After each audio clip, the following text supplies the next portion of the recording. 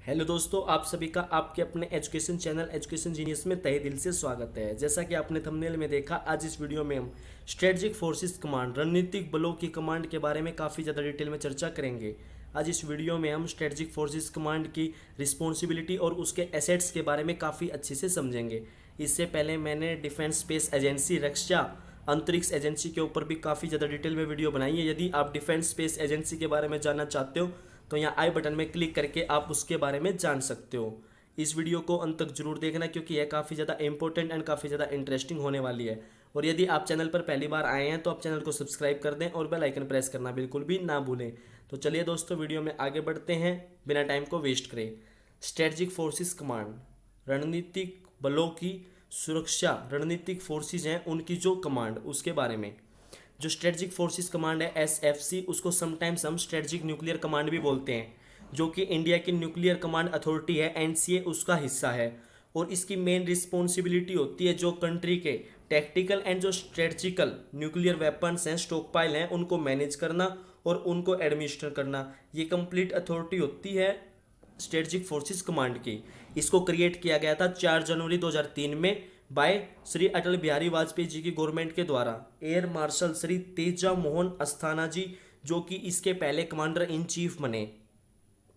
अब जो current commander हैं वाइस एडमिरल श्री आरबी पंडित जी, पीवीएसएम एवीएसएम इंडियन नेवी से जो अपना ताल्लुकात रखते हैं, स्ट्रेटजिक फोर्सेस कमांड के अभी करंट कमांडर हैं। अब हम रिस्पॉन्सिबिलिटी को जानेंगे कि जो स्ट्रेटजिक फोर्सेस कमांड है उसकी मेन रिस्पॉन्सिबिलिटी क्या है।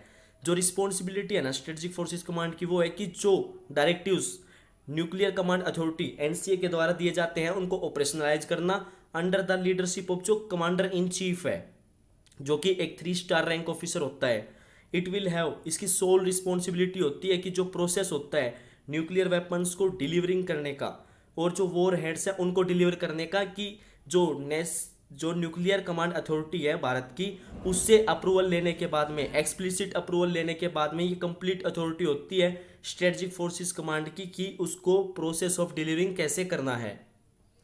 जो एग्जैक्ट सिलेक्शन होता है टारगेट का, एरिया का, वो भी डिसाइड किया जाता है स्ट्रेटजिक फोर्सेस कमांड के द्वारा, जिसके अंदर एक कैलिब्रेटेड क्यूमुलेटिव प्रोसेस इन्वॉल्व होता है, जिसमें various levels of decision making involve होते हैं विद फॉर्मल अप्रूवल, जो कि न्यूक्लियर कमांड अथॉरिटी के द्वारा दिया जाता है। जो स्ट्रेटजिक फोर्सेस कमांड है वो मैनेज और एडमिनिस्टर करती है सारी स्ट्रेटजिक फोर्सेस को, complete command and control over nuclear assets के ऊपर अपनी कंप्लीट कमांड एंड पावर को एक्सरसाइज करके।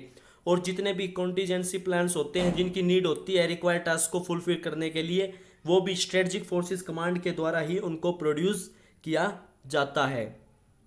इसका इंसेप्शन हुआ ना तब से लेके जो स्ट्रेटजिक फोर्सेस कमांड है और जो कंट्रोल कम्युनिकेशन सिस्टम है उसको फॉर्मली इस्टेब्लिश किया गया है। और जो कमांड है उसने अटेंड किया है एक हाई स्टेट ऑफ ऑपरेशनल रीडनेस को, यह भी स्ट्रेटजिक फोर्सेस कमांड के द्वारा अटेंड किया गया है। अब हम स्ट्रेटजिक फोर्सेस कमांड के जो एसेट्स हैं उनके बारे में जानेंगे। अभी जो एस्टिमेटेड 68 न्यूक्लियर वॉर हेड्स हैं, जो कि लैंड बेस्ड न्यूक्लियर वेपन्स हैं इंडिया के, वो अभी अंडर द कंट्रोल हैं और डिप्लॉयड किए गए हैं स्ट्रेटजिक फोर्सेस कमांड के द्वारा, जिसके अंदर using a variety of both vehicles and launching silos भी उसके अंदर इन्वॉल्व हैं। ये 2 तरह की वैरायटी है जो करंटली कंसिस्ट है कि 3 डिफरेंट टाइप्स ऑफ जो बैलिस्टिक मिसाइल्स हैं, जैसे कि जिसके अंदर इन्वॉल्व है अग्नि 1, अग्नि 2 एंड अग्नि 3 एंड शौर्या, एंड जो कि आर्मी की वेरिएंट है of the Prithvi missiles family, जिसके अंदर द पृथ्वी 1, ये सब मिसाइल्स बैलिस्टिक मिसाइल्स इन्वॉल्व हैं। एडिशनल वेरिएंट्स है जो अग्नि मिसाइल के सीरीज के, जैसे कि जिनको रिसेंटली अभी इंडक्ट किया गया है, जिसके अंदर इंक्लूडिंग जैसे कि मोस्ट रिसेंट अग्नि 4 एंड अग्नि 5, ये तो काफ़ी जो रिसेंट की मिसाइल्स हैं अग्नि 4 एंड अग्नि 5, इनको जैसे इंडक्ट किया गया है, विच जो कि करंटली बीइंग डिप्लॉयड भी किया गया है इनको स्ट्रेटजिक फोर्सेस कमांड के द्वारा। जो अग्नि 6 है वो अंडर डेवलपमेंट है, जिसकी एक एस्टिमेटेड रेंज हो सकती है लगभग 8,000 किलोमीटर से लेके 12,000 किलोमीटर तक, और उसके फीचर्स सच एज जैसे कि multiple independently targetable reentry vehicles MIRVs और मैनुरेबल रेंट्री व्हीकल्स MARVs, ये एक जो कि मल्टीपल इंडिपेंडेंटली टारगेटेबल फीचर्स भी इसमें बिल्कुल होंगे, जो कि ये अंडर डेवलपमेंट है अग्नि 6।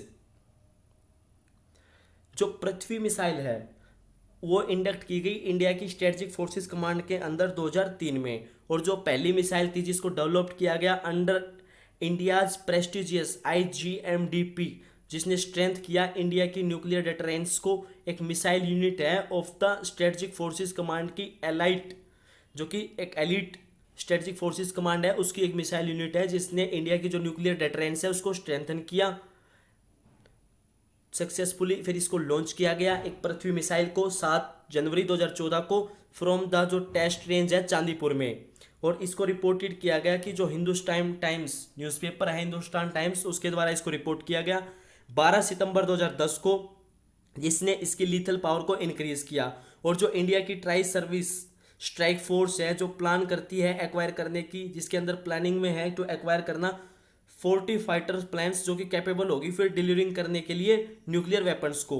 जो स्ट्रेटेजिक फोर्सिंग कमांड है उसने एक प्रपोजल जो मिनिस्ट्री ऑफ डिफेंस है, रक्षा मंत्रालय, उसको एक प्रपोजल सबमिट कर रखा है for setting up to 2 dedicated squadrons, 2 dedicated squadrons का सेटिंग अप करने के लिए फाइटर एयरक्राफ्ट की, जो कि एक्ट करेंगे एज मिनी एयरफोर्स के रूप में।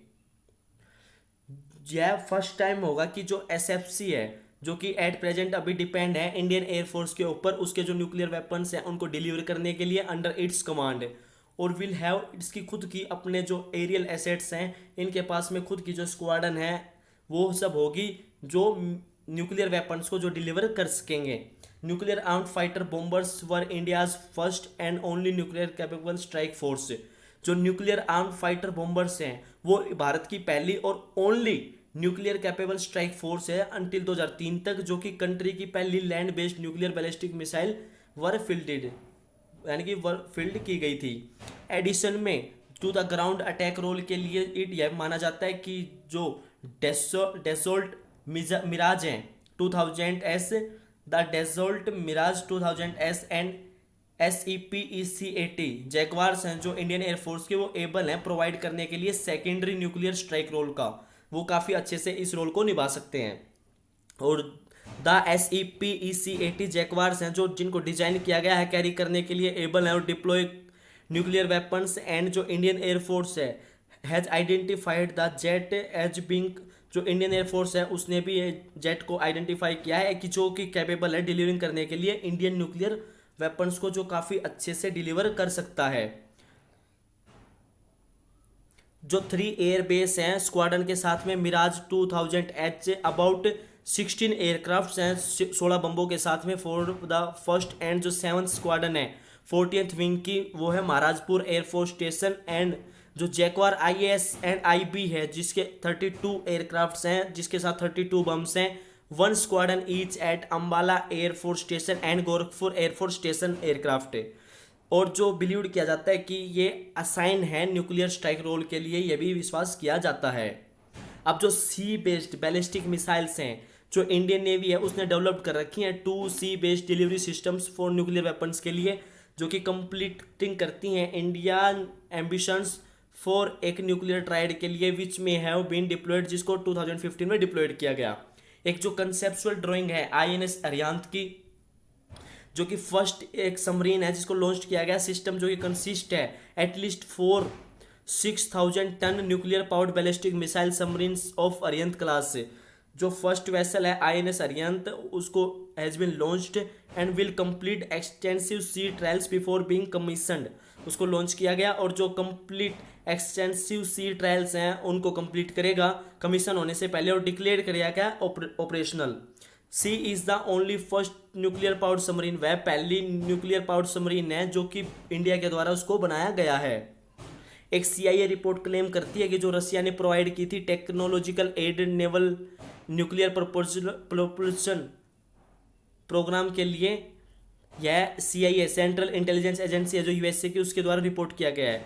जो सबमरीन है वो आर्म्ड है अप टू 12 सागरिका के 15 मिसाइल्स जिस armed with nuclear war heads के साथ में, और जो सागरिका एक सबमरीन लॉन्च्ड बैलिस्टिक मिसाइल है जिसकी रेंज है 700 किलोमीटर तक। इस मिसाइल की जो लेंथ है वो 8.5 मीटर है, वेट जो 7 टन है, और कैरी कर सकती है एक पे लोड अप टू 500 kg का। जो सागरिका है वो ऑलरेडी टेस्टेड फायर्ड फ्रॉम एक अंडर वाटर पोन्टून से उसको फायर कर चुके हैं, टेस्ट फायर कर चुके हैं। बट नाउ जो DRDO है, defence research and development organisation, एक प्लानिंग कर रहा है कि एक फुल फ्लैश टेस्ट होना चाहिए मिसाइल का एक from submarine, and for this purpose में be use the services of the Russian navy. और जो इंडिया की DRDO है वो वर्किंग कर रही है ऑन एक submarine launched ballistic missile version of अग्नि 3 मिसाइल, जो को जाना जाएगा नोन एज अग्नि 3SL। इंडियन डिफेंस सोर्सेज के अकॉर्डिंग जो अग्नि 3SL है उसकी एक रेंज होगी 3500 किलोमीटर की, यानी कि 2200 मील। जो न्यू मिसाइल है वो कंप्लीटमेंट होगी एक ओल्डर और लेस कैपेबल जो Sagarika submarine launch ballistic missile है उसके ऊपर। जो Arihant class ballistic missile submarines हैं वो ओनली कैपेबल है कैरिंग करने के लिए एक मैक्सिमम ऑफ 4 अग्नि 3SL को। जो सेकंड है एक शिप लॉन्च सिस्टम है जो कि based around short range ship launched Dhanush ballistic missile, जो एक वेरिएंट है पृथ्वी मिसाइल का। इसकी रेंज लगभग 300 किलोमीटर है 2000 ईयर में, यानी कि 2000 जब साल है उसमें मिसाइल को टेस्ट फायर किया गया था फ्रॉम INS सुभद्रा से, जो कि एक सुकन्या क्लास पेट्रोल क्राफ्ट है।